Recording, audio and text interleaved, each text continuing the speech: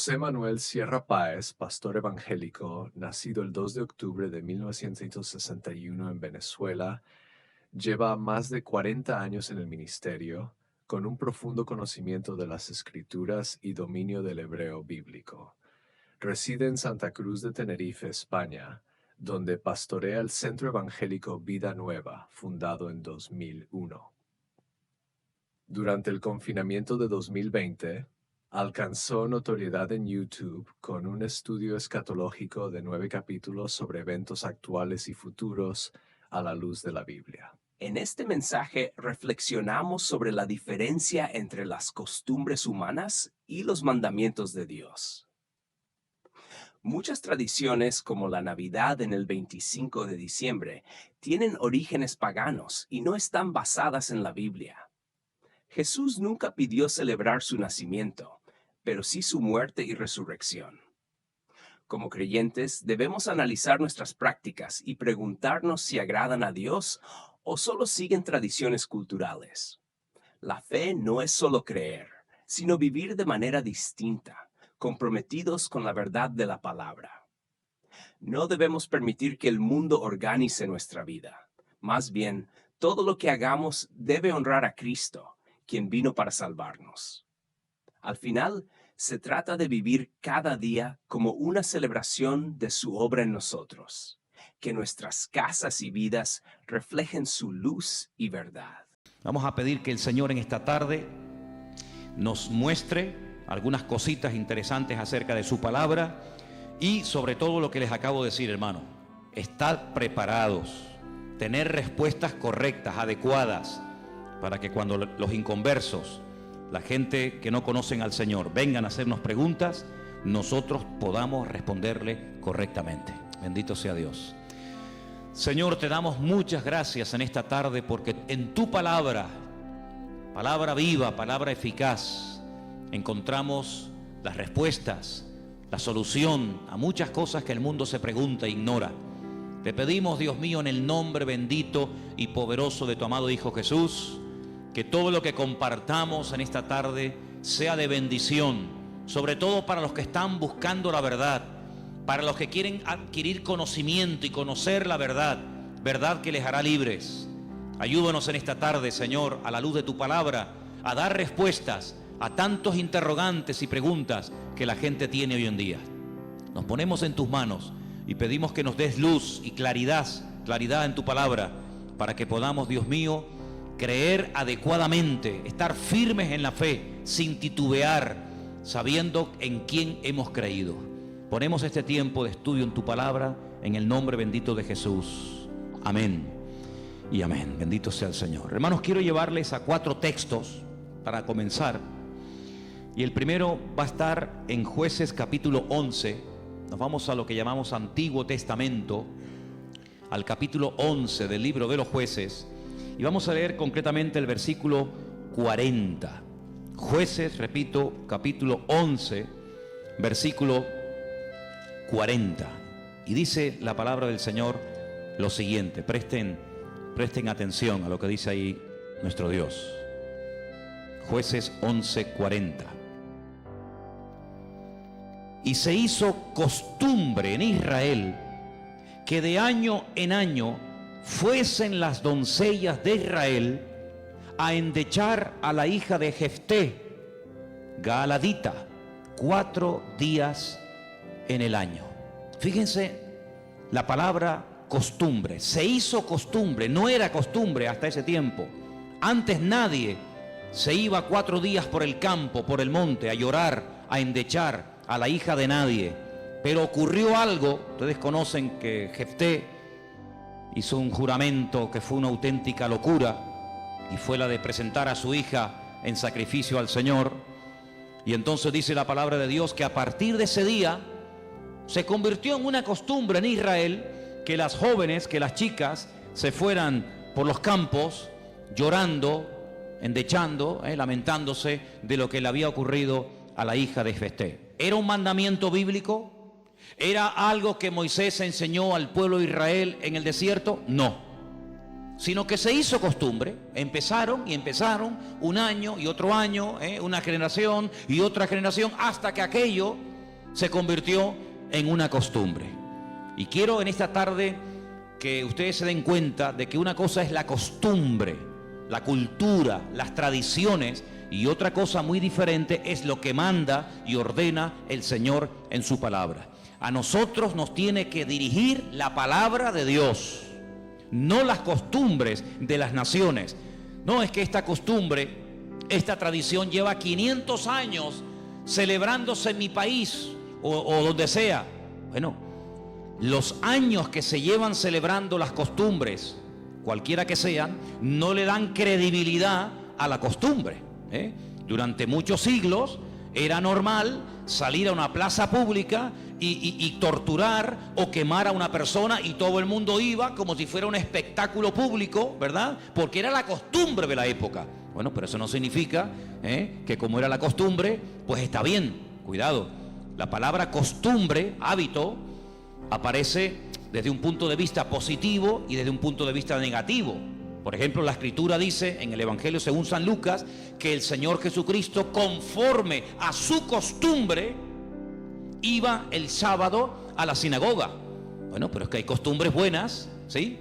Y hay costumbres malas. En este caso era una costumbre que no tiene nada que ver con la palabra, pero como ya la gente lo hacía, pues el otro lo hacía y el otro lo hacía, y yo creo que ya después de años ni la gente sabía realmente el origen de esa costumbre, pero ya como que formaba parte de la cultura de la época. Quédense con ese detalle. Nos vamos al libro de Isaías, capítulo 2. Libro de Isaías, capítulo 2, versículo 6. Y dice lo siguiente, un texto, por cierto, muy interesante. Isaías 2, versículo 6. Ciertamente tú has dejado tu pueblo, la casa de Jacob, porque están llenos de costumbres traídas del oriente y de agoreros, como los filisteos que pactan con hijos de extranjeros. Uno de los reproches que el profeta Isaías lanzaba en la época en la que él le tocó servir al Señor en su ministerio es que ustedes se han llenado de costumbres que no son costumbres con una base bíblica.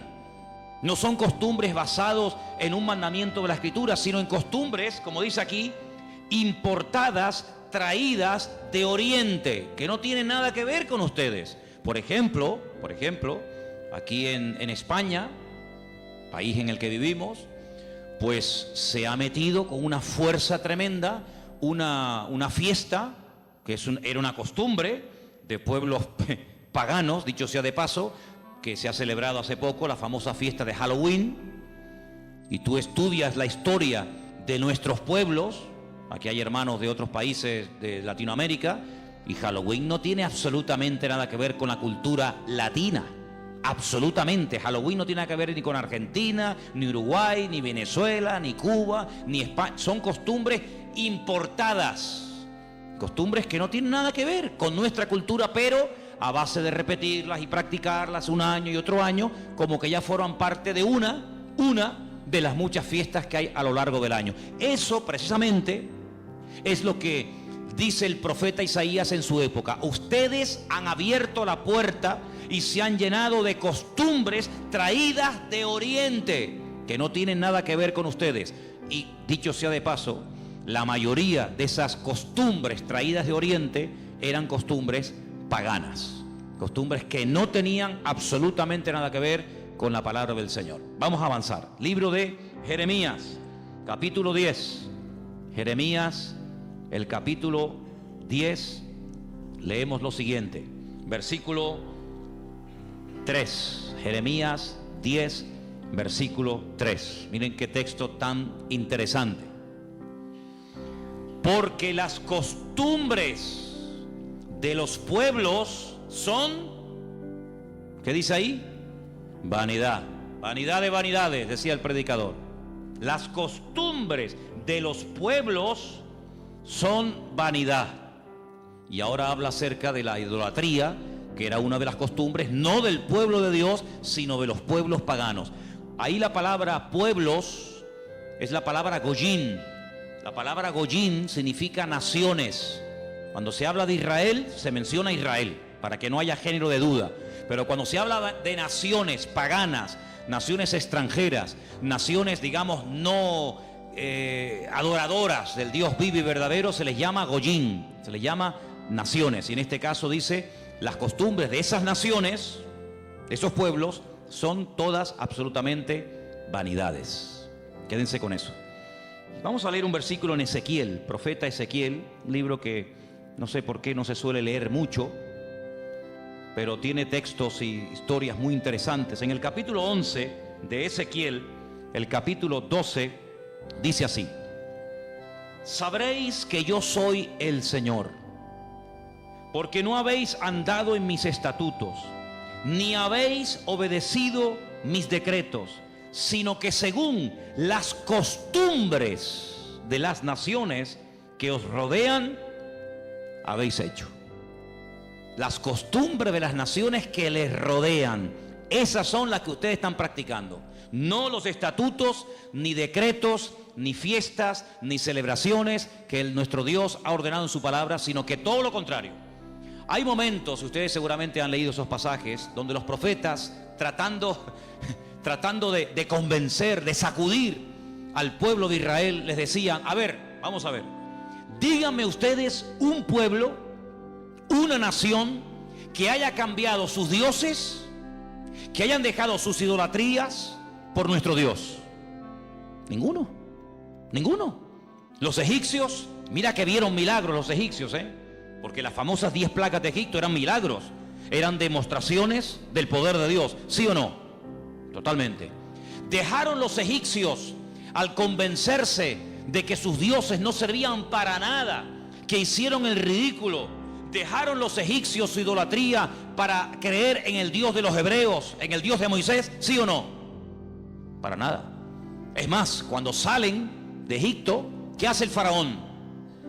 Vamos a perseguirlos, vamos a atraparlos y llevarlos otra vez a Egipto para que sean nuestra mano de obra. No se convirtieron, no se arrepintieron. Y mira que vieron la gloria de Dios, un río lleno de sangre. Bueno, eso es algo tremendo. Cruzaban la calle y allí la gente tenía luz y alegría y vida. Y a este lado, muerte, los animales se morían llenos de úlceras, llenos de llagas, miseria, pobreza, muerte. Oiga, aquí hay una diferencia. Esta gente pinta con sangre de cordero las puertas de la casa y no se muere nadie. Y nosotros, los poderosos egipcios, incluido el faraón, se mueren todos los primogénitos. ¿Te parece poca diferencia? Y así podríamos hablar de otra, ¿verdad? Se convirtieron, dejaron su idolatría por el Dios de Abraham, de Isaac y de Jacob. No. Daniel, en Babilonia, ¿cuántas veces vieron la gloria de Dios a aquella gente? Vieron a Daniel sobrevivir toda una noche y no ser atacado por los leones cuando lo metieron en el foso. ¿Se acuerdan, sí o no? Vieron a aquellos 3 jóvenes que les habían cambiado el nombre, que no se quemaron dentro del horno de fuego. ¿Cambiaron? ¿Recapacitaron? Ninguno. Dice, ¿cómo es posible que ustedes habéis podido comprobar que ninguna nación ha dejado sus dioses, su paganismo, para creer en nuestro Dios, y sin embargo ustedes sí lo han hecho? Dejaron al Dios vivo y verdadero para adorar a Moloch, a Milcón, a Astaroth, a Acera, a Baal. ¿Cómo puede ser eso? Pues eso fue lo que pasó. Ellos cambiaron al Dios verdadero por aquellos dioses. Y dice el profeta Ezequiel en este pasaje: todo eso que habéis hecho son las costumbres de las naciones que les rodean, pero ustedes, en vez de influenciarles a ellos, que ellos se conviertan a ustedes, ha pasado todo lo contrario. Ustedes se han terminado convirtiendo a ellos. Han adoptado su forma de vivir, su forma de adorar, su forma de cantar, su forma de comportarse. Y esto es algo realmente increíble, porque esto no ha pasado nunca en la historia de la humanidad. Una nación ha dejado el paganismo, ha renunciado 100% a toda esa mentira y ha abrazado la fe única y verdadera. Sin embargo, ustedes tenían al verdadero y lo han abandonado. Otros profetas utilizaban el término han adulterado, han sido infieles a vuestro Dios. ¿Para adorar a quién? Al Dios de las moscas, al Dios de los excrementos, como hay por ahí un Dios también en la Biblia que se llama el Dios de los excrementos. Para adorar a las criaturas en vez de adorar al Creador. Increíble. increíble.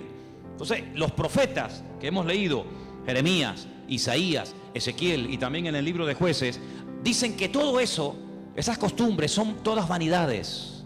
Y entonces nosotros como creyentes, que hemos, como dice la Biblia, pasado de muerte a vida, cuando nos convertimos al Señor, cuando salimos de donde hemos salido cada uno, pues tenemos con el paso del tiempo que no solamente decirle al Señor: Dios mío, gracias por haberme salvado, gracias por haberme perdonado los pecados, sino que quiero también pedirte, quiero que me ilumines, porque a lo mejor de mi antigua vida, cuando yo no te conocía, cuando andaba en la ignorancia, cuando estaba en la idolatría, en las costumbres que practiqué yo y mi familia durante toda la vida, Señor, quiero que tú me ilumines, por si acaso todavía puede ser que en mi vida, en mi familia, en mi forma de hablar, de pensar, de vestirme, etcétera, etcétera, todavía quedara algo que no está bien, pero que como lo hace todo el mundo, pues no parece que sea tan malo. Porque si os dais cuenta, hermanos, hay cosas que se hacen hoy en día que están mal, pero sin embargo, como las hace todo el mundo, no se ven mal.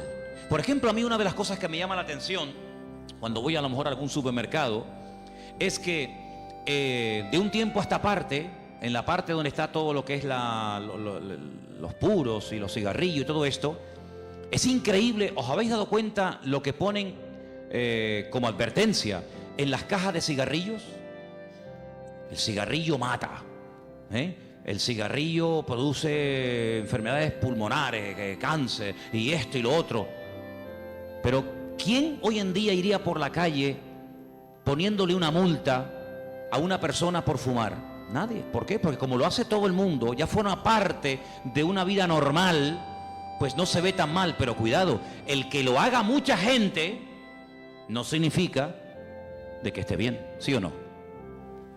Entonces puede ser que a lo mejor algunos de ustedes en algún momento se ha sentido, perdonen la expresión, como un bicho raro en su puesto de trabajo, con los amigos, con la familia, con los vecinos, ¿sí o no?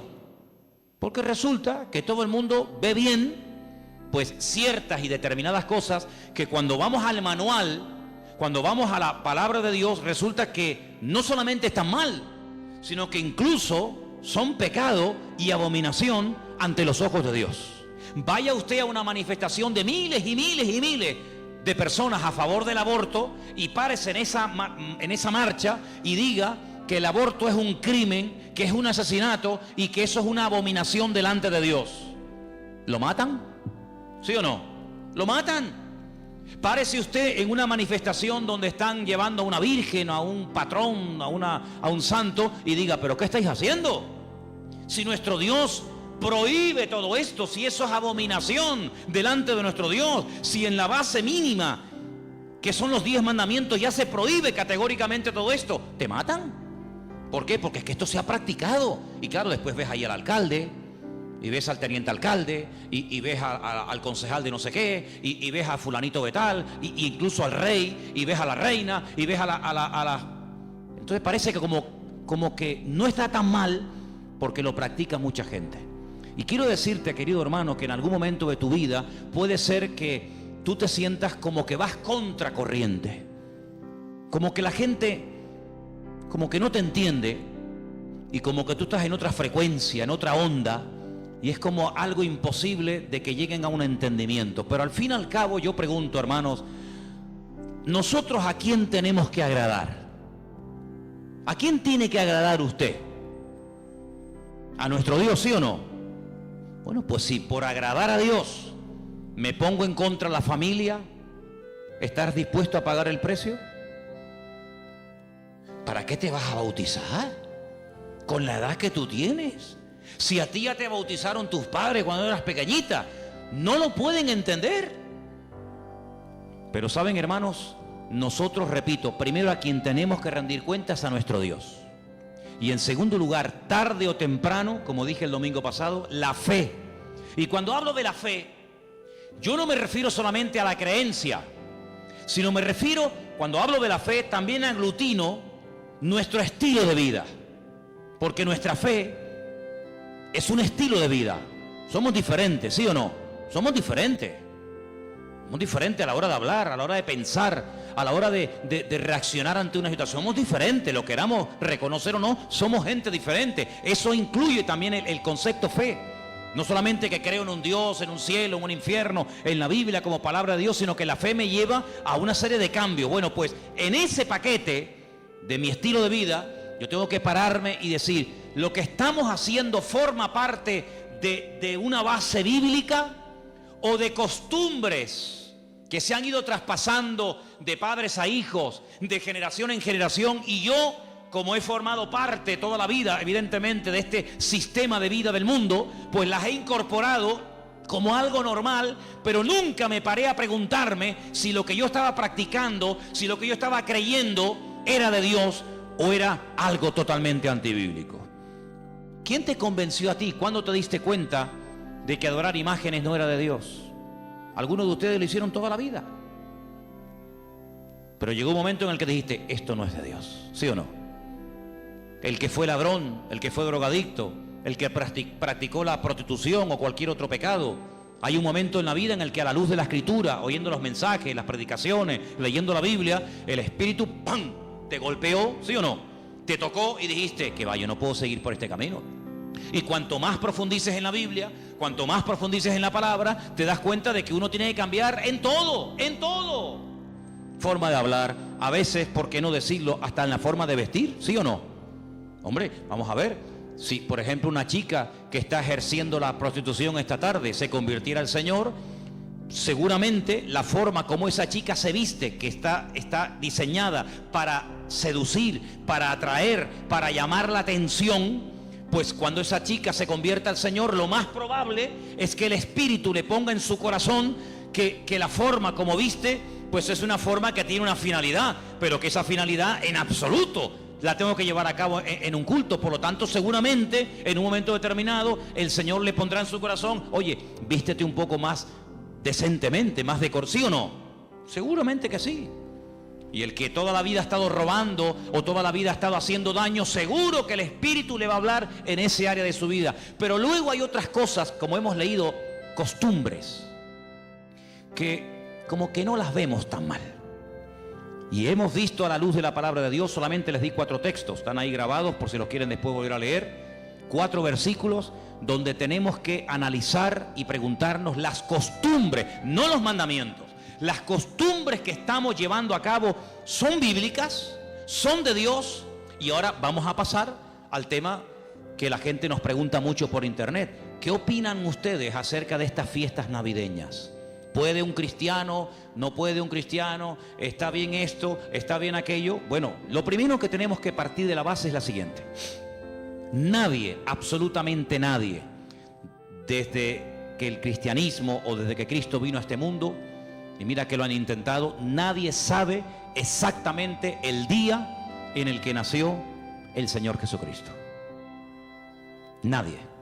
A lo largo de la historia se ha especulado, incluso, si ustedes se meten a estudiar este tema, incluso algunos llegaron a predicar y a enseñar en sus respectivos congregaciones o ministerios que Jesús nació entre marzo y abril. Otros entre septiembre y octubre. Y así diferentes opiniones. Por lo tanto, partimos de la base de que, lógicamente, el Nuevo Testamento, porque el Antiguo no te lo va a decir, porque no había nacido, el Nuevo Testamento en ninguna parte te dice exactamente el día en el que el Señor Jesucristo nació. Nadie sabe absolutamente nada. Sí sabemos que murió en una época en la que los judíos estaban celebrando una fiesta llamada la Pascua. Sí sabemos que hay una fiesta que nosotros la conocemos como Pentecostés, que su nombre original es Shavuot, la fiesta de las semanas, que el Señor la utilizó para que en esos días, en ese día concretamente, pues aquel grupo que había en aquella casa fueran llenos del Espíritu Santo. Eso sí lo sabemos. También podemos saber con exactitud que el Señor Jesucristo, la noche que fue entregado y en ese lapsus de entre una hora y otra, y fue a ser crucificado, se estaba celebrando la fiesta de los panes sin levaduras, que se unía a la de la Pascua. Todo eso está clarísimo. Y sabemos pues cuándo hay que celebrar la fiesta de la Pascua y la fiesta de Pentecostés y la fiesta de los tabernáculos. Todo eso lo sabemos porque está estipulado en la Biblia y te dice, contarás desde tal día a tal día, tanta semana. ¡Pum! Y eso es matemático. Pero en cuanto al nacimiento de Cristo, la Biblia no nos da ninguna información exacta de cuándo nació. ¿Por qué? Porque en nuestra concepción, entre comillas, cristiana, cometemos un gravísimo error. Y es que Jesucristo nació en un contexto judío, no en un contexto cristiano. Jesús nunca fue a ninguna iglesia evangélica. Él toda la vida fue a sinagogas. Jesús nunca practicó costumbres cristianas. Las costumbres que él practicó, y su padre y su madre y sus antepasados, eran costumbres judías, ¿verdad? Por lo tanto, para nosotros se comienza a contar desde el nacimiento del niño y dice, bueno, el niño nació el 2 de octubre. Pues al año que viene, el día 2 de octubre, el niño cumple un añito. ¿Sí o no? En la mentalidad judía no se cuenta el tiempo así. En la mentalidad judía, en el momento en el que la mujer sabe que está embarazada, en el que la mujer sabe perfectamente que sí o sí está embarazada, ahí se empieza a contar. No a partir del nacimiento a los 9 meses, ¿me entendéis? Por lo tanto, ya empezamos mal. Es como, por ejemplo, cuando nosotros decimos, bueno, ahora mismo aquí en Tenerife tenemos las 8 en punto de la noche. A las 12:01 será día viernes. Eso según nuestro calendario, según nuestra cultura, según la Biblia, ya es viernes. ¿Por qué? Porque en cuanto cae el sol y ya se puede ver, aunque sea una sola estrella en el firmamento, automáticamente ya estamos al día siguiente. Entonces dice, entonces todos al revés. Bueno, hay que saber estas cosas. Nuestro calendario gregoriano, inventado, mandado a hacer por un papa, tiene 365 días. El calendario bíblico tiene 360 días. Otro dato a tener en cuenta. ¿Qué te parece? Y así podríamos contar cantidad de detalles que cuando uno va a la palabra, uno tiene que conocerlos. Porque si no, ya estás partiendo equivocadamente. Y entonces decimos, el nacimiento del niño marca el momento de su nacimiento y de su próximo cumpleaños. Te vuelvo a repetir, la vida en la cultura judía, en la cultura hebrea, se cuenta a partir de la concepción, no a partir del nacimiento. Ahora bien, tengo aquí algunos datos que les voy a leer en esta tarde, que son muy interesantes, pero primeramente quiero decir lo siguiente. No sabemos la fecha exacta del nacimiento de Cristo. No hay ni un solo ejemplo, ni uno solo. Si alguien sabe de alguno, por favor que lo diga ahora, o calle para siempre. No hay ni un solo ejemplo en el Nuevo Testamento de nadie que haya practicado el nacimiento de Cristo, que haya celebrado, mejor dicho, el nacimiento de Jesús. La única fiesta que nos obligó el Señor a recordar frecuentemente fue, dice, haced esto, háganlo en memoria de mí. Y cada vez que comáis este pan y cada vez que bebáis de esta copa, mi muerte estáis anunciando hasta que yo vuelva. Es una orden.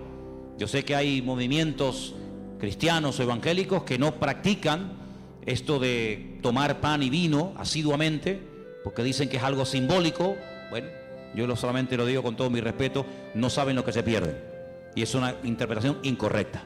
Yo creo que es bíblico y estamos todos de acuerdo, ¿sí o no? Que hay que partir del pan y el vino. Hombre, hay iglesias que lo hacen todos los domingos. Elena, por ejemplo, se crió en una iglesia que todos los domingos, sí o sí, todos los domingos a la mañana, se llama culto de comunión. Por eso, porque se da la comunión. Hay iglesias que lo hacen una vez al mes, otras iglesias una vez al año, etcétera, etcétera. Pero que hay que hacerlo, hay que hacerlo. Pero Jesús nunca dijo, los discípulos nunca dijeron, Pablo nunca escribió, Pedro nunca escribió, Santiago nunca escribió, ningún discípulo escribió, y también tenéis que recordar todos los años el nacimiento del Mesías. No. Mira, recordamos cuando partió el pan y el vino e inauguró el nuevo pacto. Recordamos su muerte, claro. Recordamos su resurrección. Recordamos la venida del Espíritu Santo en el día de Pentecostés. Recordamos un montón de cosas, pero bíblicamente no te puedo demostrar, no lo puedo hacer. Te estaría mintiendo. No te puedo demostrar bíblicamente que los primeros cristianos celebraban el nacimiento de Cristo. No lo hacían. Ni siquiera es un mandamiento de la Biblia el celebrar dicha fiesta. Entonces te estoy dando información para que lo sepas. La fecha exacta del nacimiento de Cristo no se encuentra registrada en el Nuevo Testamento. Ahora, el famoso día 25 de diciembre ha sido un día que en el mundo pagano, en el mundo greco-romano, ustedes saben que estaban los babilónicos, luego vinieron los medos persas, a continuación los griegos y después los romanos. El Antiguo Testamento, lo que llamamos vulgarmente Antiguo Testamento, termina con el imperio medo-persa. Pero cuando empezamos a leer el Nuevo Testamento, nos encontramos a los romanos. Y tú dices, ¿pero y los griegos? ¿Ves? La Biblia no te da información sobre los griegos. Pero entre el Antiguo y el Nuevo Testamento, que hay 400 años de silencio, ¿sabían eso, no? Nuestro Antiguo Testamento, ¿cuál es el último libro del Antiguo Testamento según nuestra Biblia? Malaquías. Pero cuando tú vas a una Biblia hebrea, tú te das cuenta que el último libro del Antiguo Testamento no es Malaquías, es Segunda de Crónicas. Da igual, el orden no altera los factores, ¿no? Sea uno, sea otro, son exactamente los mismos, aunque el orden es diferente. Pero cuando se termina de escribir, cuando el último profeta del Antiguo Testamento terminó su mensaje, supongamos que fuera Malaquías, hasta que encontramos al siguiente profeta predicando. ¿Y quién fue el siguiente profeta entre el Antiguo y el Nuevo predicando? ¿Quién fue? Juan el Bautista. Hay 400 años de silencio. No hubieron profeta entre Malaquías y Juan el Bautista. ¿Y cómo se guiaba la gente? Por la palabra. Ahí estaba todo escrito, todo comprimido, todo condensado. Y fue un tiempo de silencio, de palabra profética, pero la palabra ya estaba escrita. Luego la gente querían palabra, vayan a la palabra, valga la redundancia. Vayan a la escritura y ahí encuentran todo. Bien.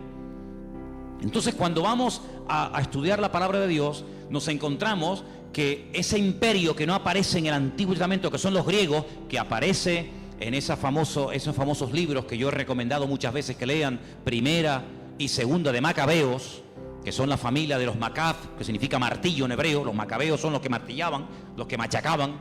Y en estos días en Israel se está celebrando una fiesta que no tiene una base, vamos a decir, bíblica, sino es un mandamiento bíblico el cumplirla, vaya, pero que es una fiesta que en estos días ya se está celebrando, y les voy a demostrar que Cristo la celebraba, aunque no era mandamiento, Él la celebraba, y es una fiesta que se llama la fiesta de Hanukkah. Y por eso ustedes cuando van a Israel van a encontrar que hay dos modelos de candelabro diferentes. Está el famoso menorá, que tiene 7 brazos, y después se encuentran la Hanukkía. Menorá es el de 7, Hanukkía es el de 9. Y tú dices, ¿qué diferencia hay entre uno de 7 y uno de 9? Bueno, te lo voy a decir. El candelabro de 7, la menorá, era el que se utilizaba primeramente en el tabernáculo y después en el templo, pues para iluminar. No había luz eléctrica, no había un interruptor y se encendía la luz, sino que se ponía aceite, ¿verdad? Se iluminaba para que el sacerdote pudiera moverse y pudiera ministrar en el templo, ¿verdad? Ya dimos en su día una explicación de que el primer versículo, quédense con este dato, el primer versículo de los primeros 5 libros de la Biblia, Génesis 1.1, Éxodo 1.1, Números 1.1, Levítico 1.1 y Deuteronomio 1.1 nos explican todo lo que tiene el menorá. ¿Cuántas palabras tiene en hebreo el primer versículo de Génesis? 7 brazos. Otra característica de la menorá la encontramos en Éxodo 1.1 y así sucesivamente, pero no voy a entrar en detalles acerca de eso. Pero en la época de los seleucidas, en la época de los griegos, déjeme que le cuente algo de historia, que es bueno saberlo. Cuando Alejandro Magno muere, dicen que era homosexual, no dejó descendencia. Es el único imperio que pervive después de la muerte del emperador, pero no en sus hijos, sino en sus generales. Por eso Daniel, cuando está en Babilonia, dice que él vio a un leopardo con 4 cabezas. Y las 4 cabezas son los 4 generales que cuando Alejandro Magno muere, se reparten en 4 pedazos el mundo que había conquistado Alejandro Magno, ¿verdad? Uno de los trozos que se reparte tenía que ver con Israel. Y allí estaba el famoso Antíoco Epifanes, que era terrible, terrible. Ese fue el que se atrevió a meter a un cerdo dentro del lugar santísimo y sacrificarlo, y de esa manera, humillar y avergonzar a Dios, y en fin, tantas cosas, ¿no? Esa es la famosa abominación desoladora, la profanación del lugar santísimo. En esa época de los griegos había una familia compuesta por una serie de hermanos que se propusieron restaurar la vida política y espiritual de Israel. Los griegos dominaban, el templo lo habían convertido en un gimnasio, habían impedido los sacrificios y aquello era un desastre. Esta familia se levanta, primero un hijo, después el otro hermano, todos murieron como mártires, es una historia tremenda. Y estos macabeos, que no se llamaban macabeos, sino una especie de apodo, los que martillaban, los que golpeaban, pelearon militarmente, cuerpo a cuerpo con los griegos, y los derrotaron, los vencieron, los echaron de Israel y restauraron el culto en el templo. Pero resulta que el aceite que se utilizaba para las lámparas del candelabro, en este caso de la menorá, no llegaba, porque lleva un proceso y se tarda un tiempo en elaborar ese aceite específico para la menorá. Había muy poco aceite. ¿Qué ocurrió? Oraron al Señor y el Señor hizo que la poca aceite que quedaba durara milagrosamente más tiempo de lo que habitualmente duraba. A partir de ese momento, para recordar el milagro de que el Señor permitió que el aceite durara más tiempo de lo habitual, se comenzó a celebrar la fiesta de la Hanukkah, la fiesta de las luces, la reinauguración del templo. Entonces, en esta época del año, para recordar ese milagro, se enciende con la vela del centro, cada día una vela diferente, hasta llegar a 9 velas, porque ese fue el tiempo que duró el aceite. Y eso es lo que significa la fiesta de Hanukkah. Ahora ustedes pueden ver, dice, y Jesús subió al templo a la fiesta de la dedicación del templo. Y tú dices, ¿qué fiesta es esa? Porque ahí no dice Pascua, ahí no dice Pentecostés, ahí no dice tabernáculo, dice a la fiesta de la dedicación del templo. Pero si el templo ya estaba inaugurado cuando Cristo vivía. Pero era la fiesta en la que se recordaba la reinauguración del templo, cuando los macabeos derrotaron a los seleucidas, a los griegos. Y entonces esa era la fiesta de Hanukkah, que Cristo la celebraba, Juan capítulo 10. Entonces Cristo, que sabía la historia de esa fiesta, dice: yo soy la luz del mundo. Y la gente sabía lo que estaba diciendo, porque así como esta aceite, esta luz se enciende, yo soy ahora la luz del mundo. Y posteriormente a sus discípulos le dice: y ahora también vosotros sois la luz del mundo. Y todo está basado en algo que pasó en aquel tiempo. Entonces, cuando vamos al Nuevo Testamento, nos encontramos que nos dice la Biblia quién gobernaba en el Imperio Romano en el tiempo del nacimiento de Cristo. Pero cuando se hace el calendario gregoriano o cristiano, vaya, el que tenemos ahora mismo nosotros, se cometió una gravísima equivocación. Algunos calculan que del verdadero calendario bíblico al que usamos actualmente puede haber una diferencia entre 4 y 6 años. Es decir, que en vez de estar ahora en el 2015, estaríamos ahora 4 años o 6 años más de lo que estamos. Y eso es bueno saberlo, porque la Biblia nos da datos acerca de lo que va a ocurrir en cada tiempo, y por eso estamos viendo profecías cumplidas nosotros en este momento, que tú dices, pero no me encaja el tiempo. Claro, no te encaja el tiempo si te llevas por el 2015, pero si te llevas por el calendario bíblico, te encaja todo de una forma maravillosa, porque Dios no se mueve con el calendario inventado por Don Gregorio, sino Él se mueve por el calendario inventado y creado y dado por Él en su bendita palabra. ¿Cuántos dicen amén?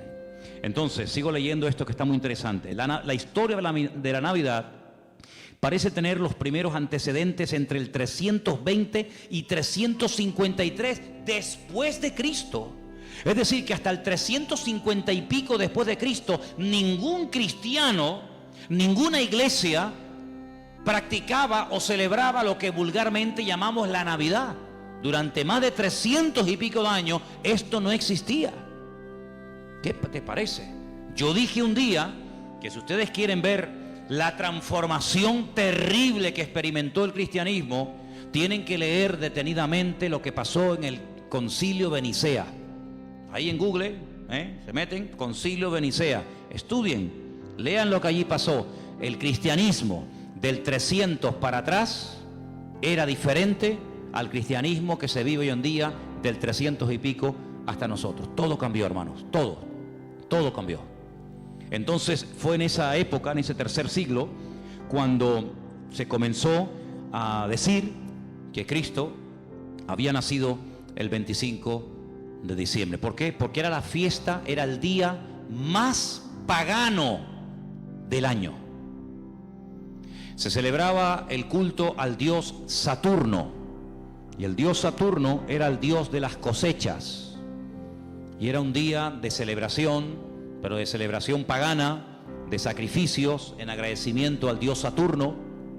Era el solsticio de invierno en el hemisferio norte, y ahí dijo alguien, bueno, vamos a utilizar el día más pagano del año, cuando se adora al sol, vamos a utilizarlo y lo vamos a cristianizar, para que de esa manera también nosotros los cristianos formemos parte de la festividad y de la alegría a nivel mundial.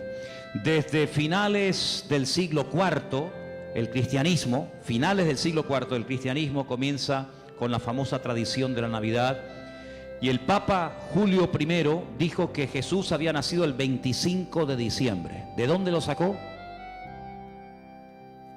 De ninguna parte, se lo inventó, porque la Biblia no dice que Jesús nació el 25 de diciembre, pero él, como era el Papa, cualquiera le llevaba la contraria. Era el día en el que se celebraba, como acabo de decir, el solsticio de invierno en la antigüedad, y era el día en el que las costumbres y las tradiciones heredadas, las costumbres y mitos y leyendas más aberrantes se llevaba a cabo, y entonces se utilizó para que la gente supiera que también Cristo había nacido en esa época, y de alguna manera pues utilizar el paganismo, utilizar las festividades, pues para decir, bueno, Cristo también nació en esta época, ¿no?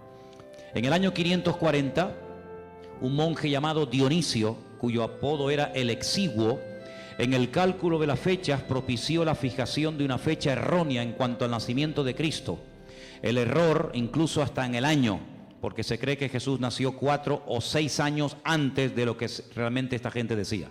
El tema de las fechas, ya hemos dicho, es algo muy controvertido, pero al final se llegó a la conclusión de que Cristo había nacido en esa época, y los cristianos comenzaron a practicarlo como parte de la cultura o de la tradición. Hay muchos relatos en los que cuenta la historia que miles y miles de cristianos se dejaron matar, quemar, crucificar y torturar hasta la muerte, porque se negaban a celebrar la famosa Navidad el 25 de diciembre. Así que hermanos nuestros en la fe han muerto quemados, torturados y crucificados por negarse a formar parte de una fecha inventada, creada por el hombre, rodeada de paganismo, donde una de las costumbres que había era sacrificar toros, sacrificar animales, cortarle los testículos a estos animales y colgarlos en los árboles. De ahí viene la famosa costumbre de colgar bolitas en los árboles, de la costumbre pagana de aquellos degenerados griegos y romanos que hacían este tipo de ofrendas y de sacrificios a sus dioses, y de ahí pasó.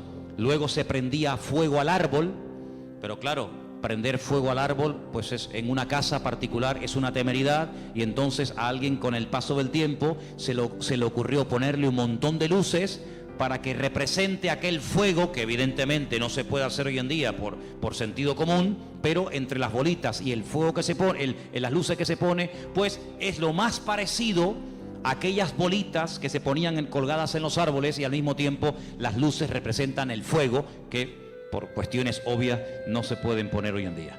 Así que Jesús no nació el 25 de diciembre, pero escuchen esto porque es muy interesante. La explicación más consistente de los historiadores es que el origen de la Navidad se tomó entre el siglo III y IV, ya lo hemos dicho, ¿verdad? El porqué de la elección de esta fecha, bueno, se relaciona con la necesidad de la reciente oficializada religión cristiana de imponerse sobre las tradiciones de los cultos paganos romanos.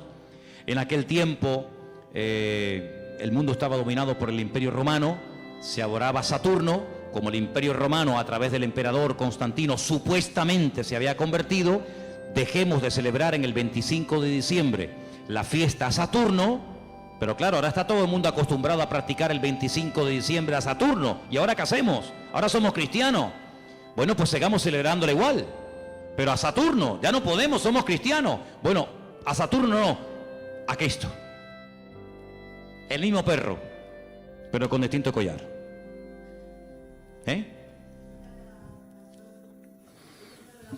Adoraban al sol. Sí, ellos pueden decir misa. Los papas eligieron el 25 de diciembre como día del nacimiento de Jesús, como una estrategia para el proceso de expansión del cristianismo, en el que sistemáticamente se buscó absorber y fusionar toda celebración de ritos paganos con las nuevas creencias o fe de los cristianos. Por lo tanto, bíblicamente, si alguien te para en la calle y te dice que la fiesta de la Navidad, que se suele celebrar el 25 de diciembre, tiene un trasfondo pagano, no se te ocurra llevarle la contraria ni decirle que no es así, porque vas a hacer el más rotundo ridículo. Efectivamente, el día 25 de diciembre era una fiesta, la fiesta más pagana en todas las culturas del Imperio Romano, donde se hacían auténticas barbaridades, sacrificios humanos, sacrificios de animales, ofrendas brutales de sangre, etcétera, etcétera. Como supuestamente, repito, el Imperio Romano dejó el paganismo y abrazó la fe cristiana que había perseguido durante más de 300 años, pues ahora ¿qué hacemos? Ahora nos encontramos con un dilema. Bueno, lo solucionamos fácilmente. Seguimos manteniendo el día, seguimos manteniendo las costumbres de dicho día, ¿vale? Seguimos celebrando todo exactamente igual, pero en vez de a Saturno, en vez de a divinidades falsas, pues la celebramos a Dios, y total, aquí no ha pasado absolutamente nada. A base de repetir y de repetir y de practicar, un siglo, otro siglo, una generación, otra generación, nos hemos puesto hoy en día en el año 2015, aparentemente después de la era cristiana, y resulta que hemos abrazado unas costumbres y unas prácticas que nosotros no lo hacemos con ninguna mala intención, ¿no?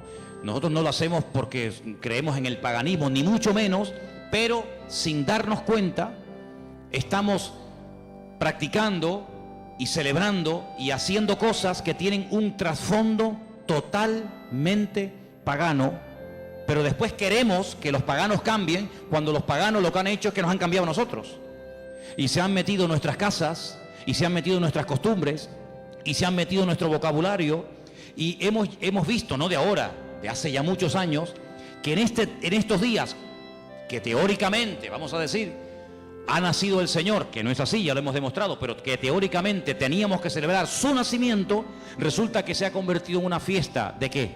De despilfarro, de derroche, de negocio, donde después se habla de la famosa cuesta de enero, porque la gente empezó a regalar y a comprar y a regalar y a comprar, a regalar y a comprar cosas que después en enero se arrepienten o no usan o quieren cambiar, y después resulta que ya el año, en vez de empezarlo libre de deudas, ya lo empiezan con más deudas, aparte de las que ya tenían del año anterior. ¿Por qué? Porque la fiesta así lo requiere. Porque si no le regalamos al abuelito, y si no le regalamos nada al niño, y si no le regalamos nada a la abuelita, o al tío, o al papá, o al sobrino, pues como que es una falta de educación, y como que falta el amor en la familia, y como que todos nos hemos vuelto locos, y nos hemos fanatizado, porque ahora somos cristianos. No, mi hermano, aquí no nos hemos vuelto locos, sino que ¿sabe lo que pasa? Que el conocimiento confronta, y el conocimiento compromete. Por eso hay gente que dice, yo prefiero no saber nada y seguir en la ignorancia. Pero ¿sabes qué? Cuando estamos en Cristo, estamos obligados, estamos comprometidos con la verdad. Y la verdad nos hará libres en la medida, no es como un botón, la verdad os hará libres. Eso no cuesta nada decirlo. La verdad nos hará libres siempre y cuando interioricemos y practiquemos la verdad. Porque yo puedo conocer la verdad, pero la verdad, si no la vivo, si no me la aplico, si no la practico y si no la interiorizo, la verdad simplemente no hace absolutamente nada. No es como un amuleto. ¿Cuánta gente ha comprado antaño la Biblia? ¿Cuántos hogares tenían un pedazo de Biblia enorme y la tenían ahí en la estantería? ¿Por qué? Porque, hombre, es la palabra de Dios. Pero es que la palabra de Dios no es un amuleto. No es como el que pone una herradura. No es como el que pone una ristra de ajos. No es como el que recurre a un amuleto, que los hay en todas las religiones. Los judíos también tienen un montón de amuletos, no se pueden ustedes imaginar. La famosa segulá y tantos amuletos creados y diseñados y vendidos y bendecidos por los rabinos para protección del mal de ojo, para protección de no sé qué, para protección de los malos espíritus. En todas las religiones siempre ha habido amuletos, pero la verdad, la Biblia no es un amuleto, es un estilo de vida que nos lleva a comprometernos y nos lleva a decir, Señor, perdóname, porque he estado creyendo y practicando y encima enseñando y transmitiendo una mentira, creyendo que es una verdad. Y no hay nada peor que creer que algo de mentira es una verdad y yo la practico en mi vida. Hermanos, en estos días, generalmente en todas las iglesias, incluido esta, suele ocurrir algo muy común. Y es que, por ejemplo, lo notamos, ¿no? Y no es que llevemos un control excesivo del tema, pero les cuento la realidad. Muchísimos creyentes se gastan el dinero que tienen y el que no tienen, y se olvidan muchas veces de lo que tenían que haber apoyado con su dinero a la obra de Dios. ¿Por qué? Porque hay que comprar regalos a todo quisque, y hay que tirar la casa por la ventana. Y si nos vamos a la noche a la cama sin tener toda la mesa llena de comida, como que no hemos celebrado Navidad. Y yo pregunto, imaginémonos por un instante, que no es así, pero trabajemos con la hipótesis. Bueno, vale, nació el 25 de diciembre, vale, perfecto. Si realmente nació el 25 de diciembre, ¿a quién tendríamos que celebrar la fiesta? Me imagino que al Señor. Pero nosotros somos tan listos que nos hacemos la fiesta para nosotros. Y tendríamos que traerle regalos a Él. ¿Cómo? Bueno, pues ¿qué le hace falta a la iglesia? Pintarla. Yo regalo este año la pintura. Si el cumpleaños del Señor y esta es la casa del Señor, ¿qué le hace falta a la iglesia? Más sillas, yo las regalo. Pero no hacemos regalos al que cumple años, teóricamente, sino que nos hacemos regalos a nosotros. A papá, a mamá, al tío, al sobrino. Y yo digo, bueno, ¿el cumpleaños de quién es? ¿Tuyo o es el del Señor? Porque si es el del Señor, al que menos le hemos regalado ha sido a Él. Resulta que nos hemos regalado a nosotros. Y tenemos, los que tengan, ¿no?, el árbol lleno de docenas de juguetes y docenas de regalos. Y tú dices, ¿y el regalo del Señor dónde está? Porque la iglesia no puede sufrir en estos tiempos, en este mes de diciembre, porque teóricamente sería el mes de más abundancia, ¿sí o no? Tendría que ser el mes en el que sobraran Biblias, sobraran sillas, sobrara de todo, porque es el día especial del Señor. Pues ¿saben qué? Suele ocurrir generalmente todo lo contrario. Es cuando tal vez menos nos acordamos del Señor. Ahora nosotros vamos a utilizar la fiesta que el mundo inventó, no el Señor, no la iglesia primitiva, no la Biblia. Nosotros vamos a utilizar la fiesta que inventó el mundo para decirle al mundo el motivo por el cual el Señor vino a este mundo, que no fue otro más que morir por nuestros pecados, derramar su sangre y restaurar nuestra vida y sacarnos de la miseria y de la ignorancia y ponernos en el reino de su amado Hijo. Eso es lo que vamos a hacer. El mundo que celebre lo que quiera, No es un tiempo para derroches, ni despilfarro, ni borracheras. No es un tiempo para trasnochar y tirar la casa por la ventana y parece que si no le regalo un suéter, o un pantalón, una camisa, fulano se enfada y me mira, pues que me mire como quiera. Pero no es un tiempo para nosotros. Tendría que ser en todo caso un tiempo de más oración, de más compromiso, de más reuniones, de más entrega. Tendría que ser eso si verdaderamente nació en esta época. Tendría que ser eso, pero lamentablemente vemos que no lo es. Y entonces, amados hermanos, resumiendo un poco todo esto, ¿qué vamos a hacer nosotros? Vamos a decirle al mundo, claro, nosotros creemos que Él vino. ¿Cómo no lo vamos a creer? Nosotros creemos que Él nació y que Él vivió en esta vida y que Él murió y que Él resucitó y que digan lo que quieran, pero vino con propósito. Vino con un objetivo, no vino para entretenernos, no vino para que ahora en diciembre tiremos la casa por la ventana, luego en abril, marzo, abril, volvamos a recordar toda la tragedia de la sangre, de la muerte, de Pilato, de la crucifixión, de la tumba, de los latigazos, etcétera, etcétera, y el resto del año no, hermano. No vamos a dejarle al mundo que nos diga cuándo y dónde tenemos que celebrar lo que tendríamos o no que celebrar. ¿Qué es lo que tenemos que celebrar? Lo que dice la Biblia.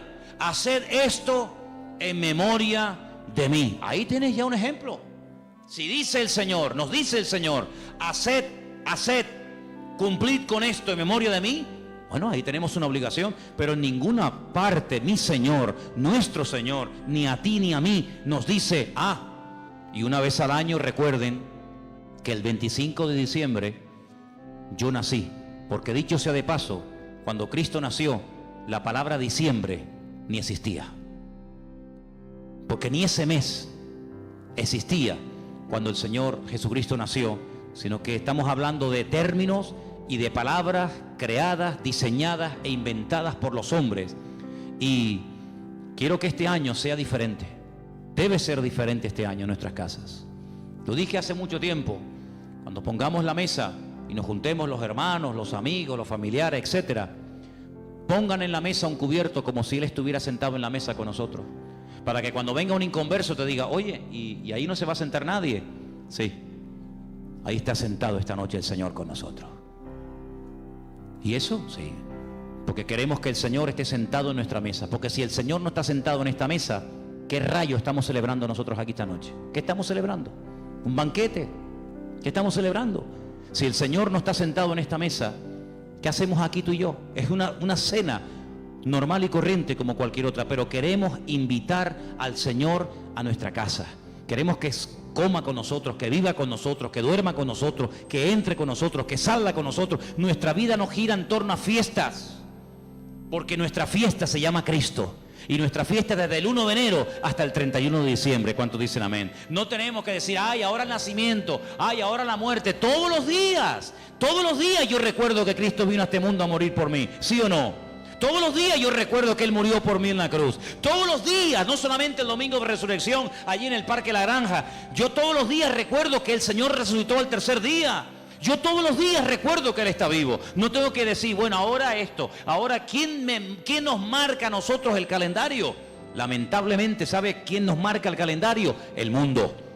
El mundo se ha metido en la cultura de tal manera que dice, no, ahora carnavales, ahora Halloween, ahora Semana Santa, ahora la Ascensión de María, ahora el Puente de la Constitución. Y le hemos dejado al mundo que nos organice el tiempo y nos diga incluso cómo tenemos que comportarnos en cada época del año.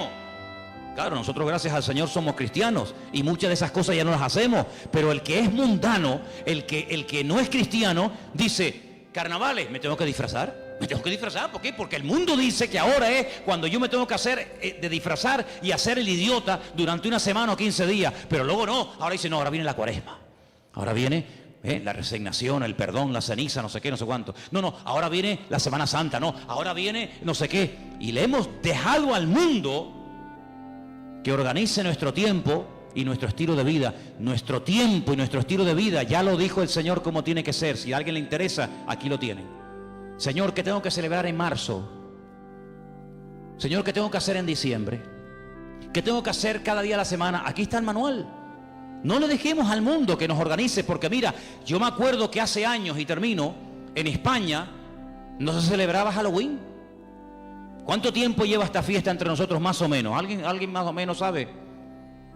8 años. Bueno, 8 años. Y nosotros ya tenemos una edad. Luego, durante muchos años de nuestra vida, esta fiesta en España no se celebraba. Íbamos a un centro comercial en esta época de noviembre, creo que se celebra esta fiesta terrible. Y no había ninguna calabaza, no había ninguna cosa de terror. ¿Por qué? Porque esta fiesta no se había introducido. Pero mira cómo la metieron.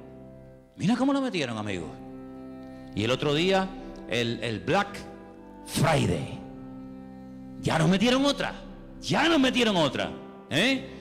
Y en enero, ahora y el mundo tiene, hermano, lo tiene tan claro. El diablo tiene tan claro los objetivos que dice, mira, a la gente le gusta varias cosas. Comer bien, vestir bien, vivir bien y divertirse. Perfecto. Como no quieren ser guiados por el camino de la palabra, como no quieren ser guiados por el camino de Cristo, sino quieren seguir por el camino del relajo, por el camino de despilfarro, pues yo le voy a dar. Y el diablo le da a la gente lo que quiere. ¿Quieres carnaval? Toma carnaval. Y tú dices, ¿cómo puede ser que un país que ha estado años en crisis llegue la fiesta del carnaval y no haya pagas para gente que no tiene nada y que están en el paro y que no tienen los pobrecitos nada? Y resulta que ayuntamientos den subvenciones de miles y de miles de euros a personas para que tiren la casa por la ventana durante una semana o durante un mes. ¿Cómo es posible? Es que el pueblo quiere eso. El pueblo quiere eso. En el pueblo de Tordesillas, en la provincia de Valladolid, la tradición del toro de la Vega. ¿Quién no ha oído esa barbaridad? Cogen un toro bravo, lo sueltan al campo y miles de personas lo rodean, lo pinchan, lo clavan, lo torturan. Cuando ya el animal está reventado que no puede más, llega uno, rácata, le clava una lanza, lo montan en un caballo, lo llevan al pueblo, es el héroe, porque este año ha matado el toro de la Vega. Cuando van allí la gente a protestar en contra de esta fiesta, cuando han ido ecologistas o personas que dicen, oye, pero ¿cómo puede ser esto? Los han sacado del pueblo a patadas, los han apedreado. Y cuando los periodistas pueden acercarse a uno de aquellos fanáticos, ¿saben lo que les dice? Nunca dejaremos de celebrar esta fiesta en nuestro pueblo, porque esta es una tradición que hemos tenido en nuestra tierra de toda la vida. Y es como si la tradición impera por encima de la razón. Primero la tradición, luego la razón. Primero la tradición y luego todo lo demás. Pero vamos a ver, pero como creyentes vamos a entrar en ese juego. Hermanos, muchos de ustedes cuando entraban al agua y se iban a bañar no se persignaban. O cuando pasaban por una cruz no se persignaban. O cuando pasaba un coche fúnebre no se persignaban. ¿Lo siguen haciendo? ¿A que no? Pero si lo hicimos toda la vida. Pero ya no. Ya no. Porque hemos entendido de que hemos pasado de muerte a vida. Pero sigamos pasando de muerte a vida. No nos quedemos en mitad de camino. No digamos, ya no adoro a esto, ya no adoro a aquello, ya no adoro a esto, ya no hago tal. Pero alguna cosita me queda. Me queda esto y bueno, total son unos días. Hermanos, sigamos avanzando. Ese fue el gran error de Israel. Entró, conquistó cuatro cachitos de tierra. No, toda la tierra tenés que conquistar. No, Jericó, un poquito por aquí, un poquito por allá. Sí, pero escucha, es que allí viven los filisteos. Ah, bueno, no importa. Y allí viven los amorreos. Y allí viven los no sé qué. Total, tenemos ya 4 casitas. Nuestras vaquitas, nuestras ovejas, nuestras gallinitas. No, hijo, tienes que conquistar toda la tierra, porque si no los conquistas, ellos mañana se vuelven contra ti y te van a conquistar. Y en la vida cristiana no es conquistar el tabaco, la droga, la prostitución, la mentira, el soborno, no sé cuánto. Bueno, ya estos días ya están vencidos. Gloria a Dios. Pero ven para acá. ¿Y esto? ¿Y esto? Horóscopo. ¿Cómo? Sí, horóscopo. Ay, amigo. No, pero es que ya no fumo, ¿no? Que no estoy hablando de eso. Eso ya está. Todavía tienes un poquito de horóscopo. Un poquito ahí de no sé qué. ¿Esto cuándo lo vas a conquistar? Lo que has conquistado no es excusa para no seguir conquistando lo que te falta. Es más, si has conquistado y superado cosas tremendas, te tienes que agarrar a eso y decir, Señor, como tú me ayudaste a conquistar y a vencer esto, que para mí era algo grande, importante, agárrate a eso y sigue practicando cosas, porque yo te voy a decir una cosa. Cuando el Señor llamó a Gedeón, ¿se acuerdan? Llamó a Gedeón y le dice: mira, ven para acá. Tu padre tiene un ídolo en la casa y lo adora. Levántate y rómpeselo. Y Gedeón dice: el ídolo de mi padre. Dice: sí, porque él no lo va a romper nunca. Entonces tú, que tienes las ideas más claras que él, ayúdalo, desata a tu padre. Porque si tú le dices a tu padre: papá, Dios me ha dicho que rompas el ídolo, tu padre nunca lo va a hacer. Pero tú sí lo tienes claro, ayuda a tu padre. Tú tienes más luz que él. Y entonces dice que lo hizo de noche. No se atrevió a hacerlo de día. ¿Saben la historia, no? Se levanta, despedaza al ídolo del padre, y al día siguiente, ay mi madre, se monta la marimorena en la ciudad. ¿Quién rompió el ídolo del fulano de tal? El ídolo, el muñeco, la imagen del padre de Gedeón. Sale el padre de Gedeón, se entera y dice: bueno, si era tan poderoso, no fue capaz de defenderse. No sé quién habrá sido, pero vino alguien, lo rompió y no fue capaz de defenderse. Luego, no era tan Dios como yo creía que era. Fíjate que el hijo ayudó a que el padre se diera cuenta de que había estado adorando a un muñeco, creyendo que era un Dios poderoso, y cuando le atacaron, como es un ídolo, no pudo defenderse. Mira como un pequeño detalle, bueno, pequeño, como un gran detalle de su hijo, le ayudó a su padre a decir: oye, gracias, porque hoy me he dado cuenta de que yo estaba adorando a un muñeco. Hermano, hay gente que a lo mejor dice: mira, yo esto lo voy a dejar de hacer. ¿Por qué? Porque no es de Dios. Pero hay gente que no tendrá la fuerza. ¿Por qué? Porque la costumbre, la tradición, la familia, la sociedad, no sé qué. No te preocupes, yo le digo a la gente: mira, ¿usted le da miedo romper los muñecos que tiene? Ay, sí, porque me da cosita. Tráigaselo, que yo se los rompo. Yo le ayudo. No será la primera vez que me voy a ese patio ahí y me lío a martillazos con Pedrito, con Juanito, y no se defienden tú, los desmigajo todos, y no se defiende ninguno. Y le digo: ¿te das cuenta cómo nos han defendido?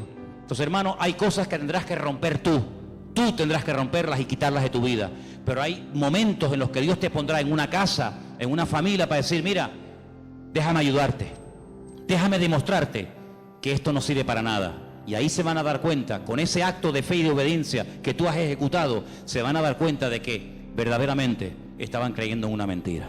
Yo les he dado de comer, les he dado información, hagan lo que les dé la gana, como dijo Josué, hagan lo que quieran, pero yo y mi casa serviremos al Señor. ¿Oramos? ¿Les parece? Venga, oramos. Cierre sus ojos y recuerde lo que ha oído esta noche, porque el conocimiento compromete y confronta, y sin confrontación no hay cambio. Por eso esta noche Dios te ha dado una información y te ha dicho: esto viene de esto, esto y esto.